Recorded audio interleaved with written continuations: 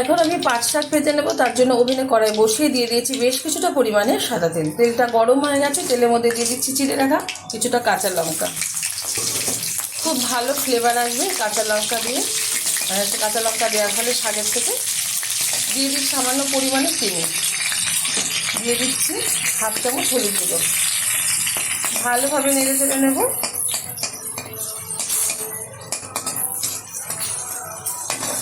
এখন দিয়ে দেবো কুচিয়ে রাখা পাট শাক, ভালো করে দিয়ে পরিষ্কার করে নিয়েছি।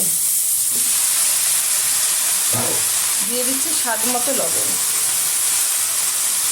ভালোভাবে উপকরণগুলো শাকের সাথে মিশিয়ে নেব। প্রত্যেকে ভীষণ ভালো জানে, তবু আমি আমার স্টাইলে করে দেখালাম। আশা করি ভালো লাগবে।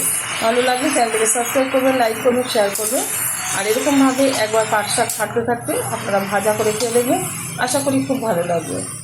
ভালোভাবে মিশিয়ে নিয়েছি। এখন 5 মিনিটের জন্য ঢেকে রান্না করে নেব।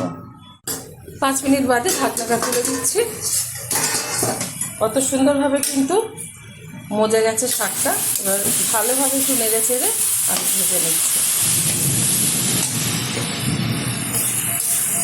আর একটু শুকনো শুকনো করবো, আর একটু জল জল ভাব আছে।